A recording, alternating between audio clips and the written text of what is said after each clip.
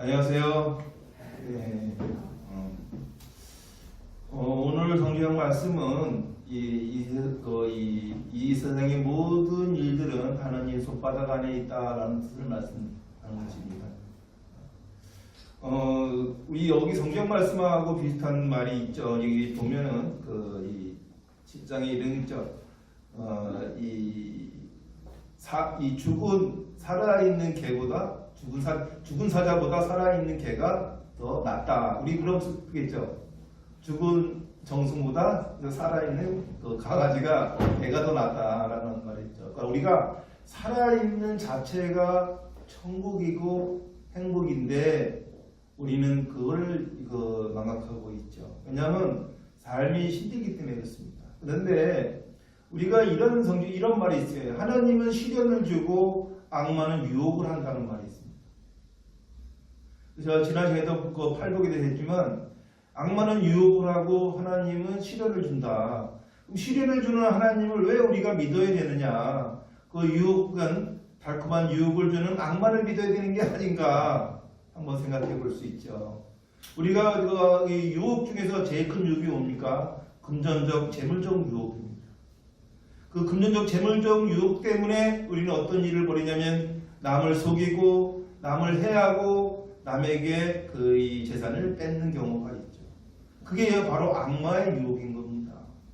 하나님을 믿는 사람은 바로 시련이 와도 괴로움이 와도 그거를 극복하면서 새로운 지혜를 깨우치지만 그 하나님을 믿지 못하는 사람들은 악마의 유혹에 빠져서 재물의 유혹에 흔들리게 되죠. 우리가 또 재물의 유혹뿐만 아니죠. 우리가 성욕이라는 게 또 있죠. 그 남자를 탐하거나 여자를 탐하는 그런 성욕도 악마가 아주 유혹을 잘합니다.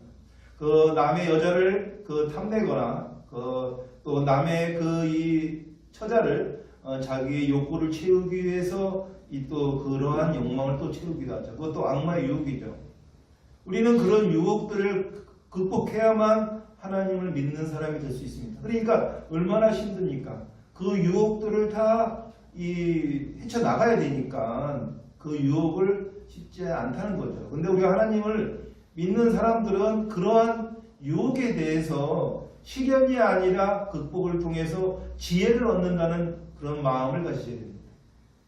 우리가 저도 살면서 늘 그런 유혹에 빠져서 살고 갈등의 시기를 겪는 일이 너무너무 많아요.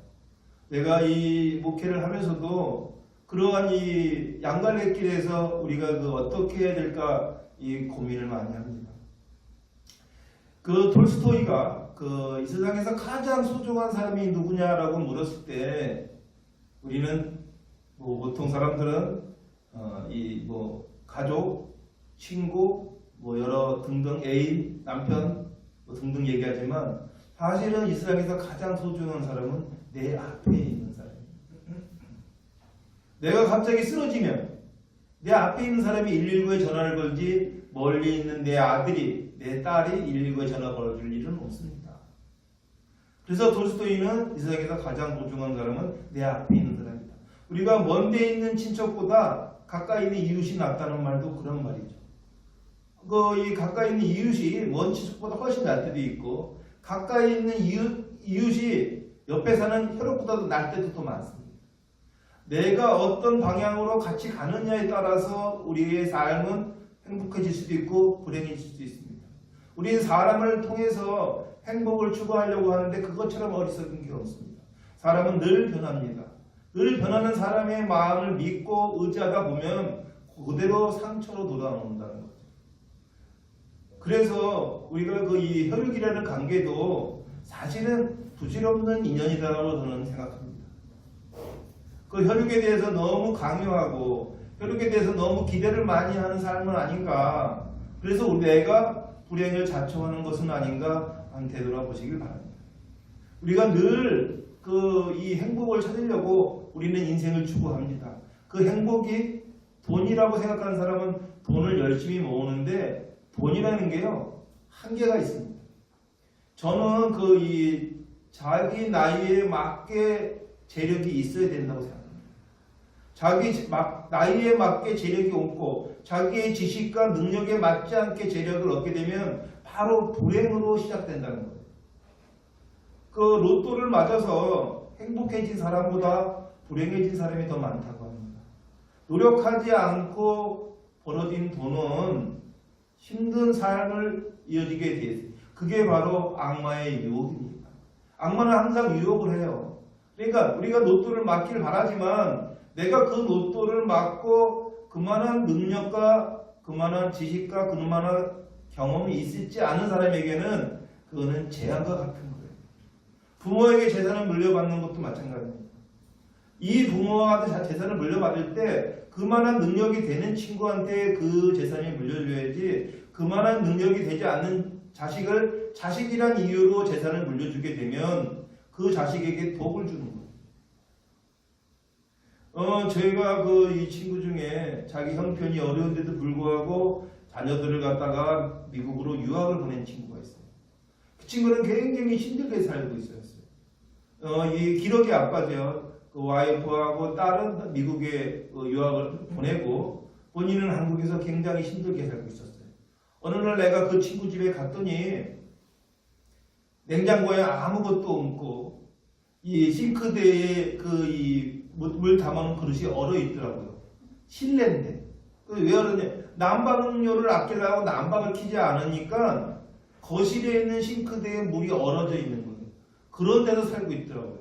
너 이렇게 고생하면서 네 자식들한테 그렇게 외국 유학을 보내야 되냐.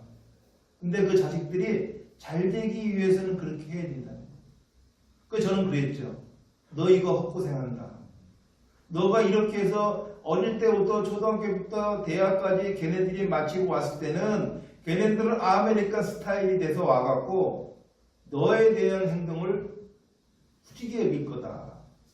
또 너의 와이프도 미국에서 그렇게 젠틀하게 살던 사람들의 부류에 있다가 궁색한 너를 만났을 때 너를 과연 제대로 볼 수 있겠는가 라고 조언을 했습니다. 근데 그 친구는 제 말을 듣지 않더라고요. 너가 자식을 사랑하지 않기 때문이다 라고 그러더라고요. 더 이상 할 말이 없죠. 그런데 그렇게 그 말을 지나고 15년이 지났습니다. 미국에서 공부한 애들은 한국에 올 생각이 없어요. 한국이 싫대요. 결국 그 친구는 근데 와이프도 결국은 이혼을 했습니다. 외국에서 한 15년 이상을 살다 보니까 이 남편의 그 마인드나 매너가 속된 말로 영 까땜인 거예요. 그러니까 이게 대화가 안 되는 이 궁색한 남편하고 같이 여생을 보내기가 어렵다는 거죠. 결국 이혼하고 지금도 혼자 살고 있어요. 그리고 그 자녀와 자식, 와이프와 자녀들은 미국에서 살고 있습니다. 결국은 그렇게 궁색하고 힘들게 이 유학 발의를 해줬는데 결국 돌아온 답은 이혼입니다. 그래서 15년이 지난 다음에 저한테 그러더라고요. 네 말이 맞다. 그때 왜 네 말을 안 들었을지 후회스럽다. 이게 자기가 생각하는 가치관과 어떤 미래를 보는 가치관이 다른데 근데 그 친구는 늘 친구들 만나면 그래요. 우리 아들이 미국에서 박사학위 땄어. 그게 자랑거리예요. 아무도 인정해주지 않는 거를 혼자서 자아 만족하는 거죠. 우리 아들이 미국 박사학위 따서 미국의 멋진 기업의 직원으로 채용이 됐다. 세계적으로 알만한 기업에 취직이 됐다라고 자랑을 하더라고요. 같이 살지도 않으면서. 자기를 지금 구원해 줄 사람은 직장 동료와 같이 매일 만나주는 친구죠. 근데 이런 친구들에게 굉장히 인색했어요. 이 친구는.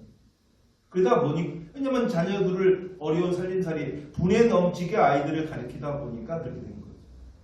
저도 이렇게 미국 영국 유학을 애들을 보내보니까 1년에 한 명당 1억씩 들더라고요. 3마리니까 3억 아닙니까? 이게 돈은 쪽쪽 그냥 빨리는 거예요.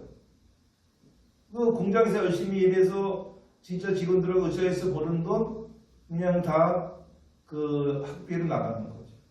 근데 나중에 그 친구들이 고마워하냐? 아닙니다. 배려가 지속되면 권리가 됐지, 그건 당연히 해주는 거예요, 부모가. 그게 불에 넘치는 짓을 하는 거죠. 우리가 재물을 갖다가 토득하는 것도 그래요. 저 같은 경우에도 마찬가지라 생각해요. 제가 제 나이에 맞게끔 이 돈이 있었으면 이 악의 구렁텅이에 빠지는 일은 없었을 겁니다. 제가 돈이 없는데 어떻게 바람을 피겠어요?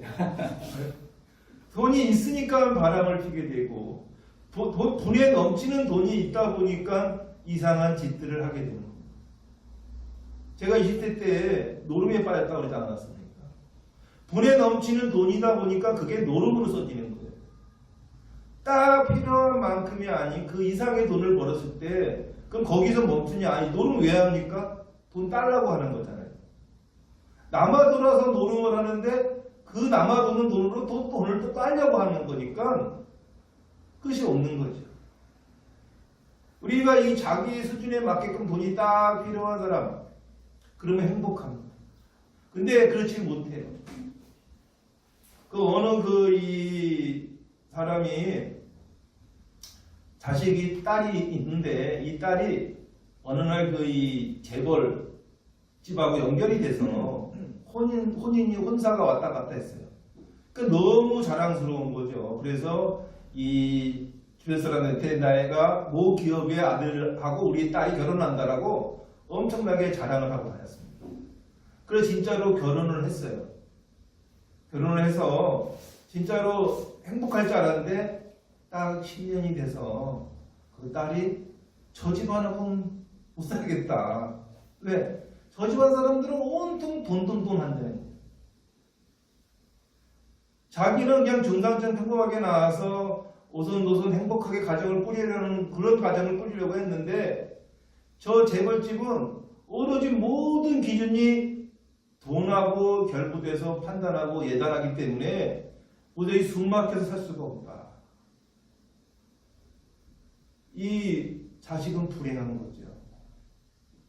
그러니까 자기의 분수에 맞게끔 살아야 된다 이거죠. 부부도.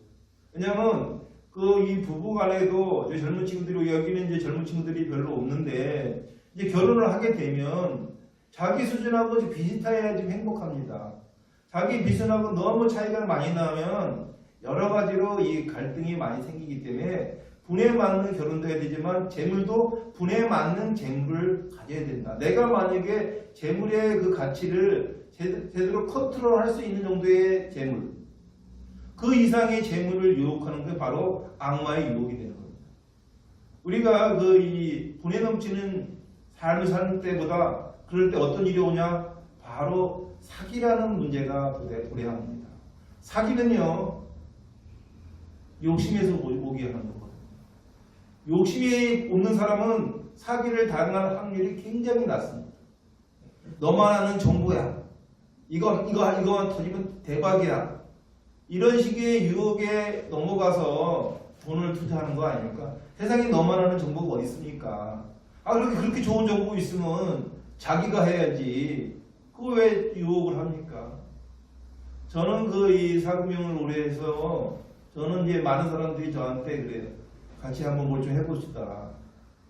내가 네 돈을 굴려줄 이유가 있냐? 네 돈 네가 알아서 굴려. 그런데 제가 이 삶을 살다 보니까 이게 어느 정도 나이가 먹으니까 기절점이 오더라고요. 그 결과는 이게 내 뜻대로 산 게 하나도 없구나. 내 뜻대로 살았다고 생각했는데 내 뜻대로 사는 게 하나도 없다는 세상을 나이 60이 돼서 깨우쳤어요. 진짜로 이 환갑이라는 나이가 그런 것 같아요. 한 바퀴 도는 거 아닙니까? 근데 그전에는 제가 40대에는 제가 진짜로 세상에 제일 똑똑한 줄 알았어요. 40대에 쓴 책만 해도 10권이 넘어요. 40살에 쓰기 시작해서 50살까지 쓴 책이 한 14권 정도 됩니다. 오지랖이죠. 이 법정 스님이 돌아가시면서 자기가 쓴 책을 다 없애버리라고 하셨습니다. 그러니까 이 제자들이 아니 그 인쇄만 해도 얼만데 그걸 왜 옴셉니까? 쓰레기다. 그래서 그 이 법정 스님의 이 책들이 중고시장에서 굉장히 비싸게 팔립니다. 왜냐면 이제 더 이상 절판시켜버리고 옴쇄버렸기 때문에. 근데 저도 그래요. 저도 다 절판시켰어요. 40살에서부터 50살까지 쓴 책들을 싹 다 절판을 시켰어요. 지나 보니까 쓰레기더라고요. 그냥 내 잘난 맛에 그냥 그게 남들에게 좋은 거라고 썼는데 결국은 그게 다 쓰레기다. 근데 마지막 50살에 쓴 책이 뭐냐면 속지 않고 사는 법이에요. 그 책을 써서 나름대로 이 사람들이 속지 말라고 썼는데 오히려 그 책 가지고 사람들이 남을 속이더라고요. 그러니까 속이는 사람의 참고서가 돼버린 거예요. 그래서 바로 절판을 시켰습니다. 저는 이 좀 세상 물정이 어두운 사람들이 그걸 보고 좀 왜냐하면 제가 사금융을 20년 넘게 하면서 많은 사기꾼들에게 사기를 당하다 보니까 지금 남들을 좀 당하지 않았으면 제가 그 책을 쓰니까 제가 절대로 안 속은 사람이라 저는 무수 많이 속았기 때문에 그 무수히 많은 속은 얘기를 쓴 것이지 제가 아주 똑똑해서 속지 않았기 때문에 그런 책을 쓴 게 아니거든요. 그래서 제가 당한 많은 얘기들을 쓴 건데 그게 오히려 나쁜 쪽으로 쓰여서 인쇄 나가자마자 1년 채 안 돼서 절판을 시켰어요. 그리고 난 다음에 이제 10년이 지나서 제가 이제 유튜브를 하는데 그 책을 사보겠다고 막 미국에서도 오고 호주에서도 오고 그냥 근데 그 책 절판돼서 줄 수가 없었는데 최근에 출판사에다가 절판시키는다고 하니까 왠지 얘기 나오니까 그 책 절판을 시켰지만 창고에 있다 그러더라고요. 그래서 그 책을 갖고 왔습니다. 그래서 그전에는 그 책이 없었기 때문에 한국 하나 가진 걸 가지고 인쇄소에 가서 이제 복사를 해서 재본을 해서 줬었거든요. 우리 그 유튜브 회원들한테. 근데 지금은 이제는 원본을 지금 회수해 와서 원본을 제가 이제 드리고 있습니다. 근데 제가 뭐 이렇게 대단하다고 속지 않고 사는 법을 쓴 건지 지금 생각하면 그것도 사실 쓰레기예요. 근데 이 사람이 살다 보면은 좀 알아야 될 것들이 좀 있어서 나름대로 썼습니다. 근데 결국은 다 하나님의 손바닥에 있는 부질없는 짓을 했다고 생각합니다. 저는 지금은 아마 이제 열심히 사업을 하고 사회생활 하시는 분들은 그렇게 좀 필요할 수 있지만 저에게는 사실 딱 그렇게 필요한 책은 아닙니다. 근데 제가 이렇게 살다 보니까 최근에 그 사장의 조건이라는 책도 20년 전에 쓴 건데 리뉴얼해서 이번에 개정판이 나온 게 지금 현재 사장의 조건이라는 책도 제가 그 책대로 다 했으면 재벌이 됐겠죠. 제가 살면서 내가 그때 실수했구나. 요 사장이라면 요건 하지 말아야 되겠다. 라고 쓴 책이라서 우리 성도분들 사장의 조건 사업을 하신다면 꼭 읽어보시길 추천합니다. 그 책대로 만약에 살면 조금 인생이 좀 풍요로워지지 않을까. 저 사업에 대해서 그렇게 생각합니다. 우리가 책을 잘 안 보는 경향이 있는데 이 책으로 나왔다는 건 사실 과거의 지식이에요. 살아있는 지식이 아니죠. 책으로 인쇄된 건 과거의 지식인데 그 과거의 지식마저도 등한시하면 안 되죠.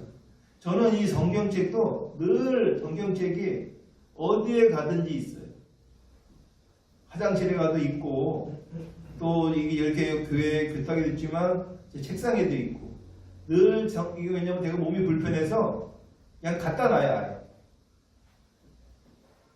그리고 책을 봅니다. 이 성경책을 보면은 이 말씀이 은혜를 주고 지혜를 줍니다. 우리가 돈도 더 중요한 거는 지혜를 주면 돈은 따라오는 겁니다. 우리가 행복도 마찬가지. 지혜로운 사람은 행복도 따라옵니다. 근데 거꾸로 가죠. 돈을 버는 거는 행복하자고 버는 건데 돈을 벌기 위해서 행복을 버려요.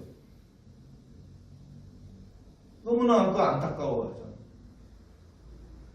아니 행복하자고 돈을 버는 건데 그렇게 벌어서 혈육지간에 왼수되고 부자지간에 왼수되고 이게 말이 안 되잖아요.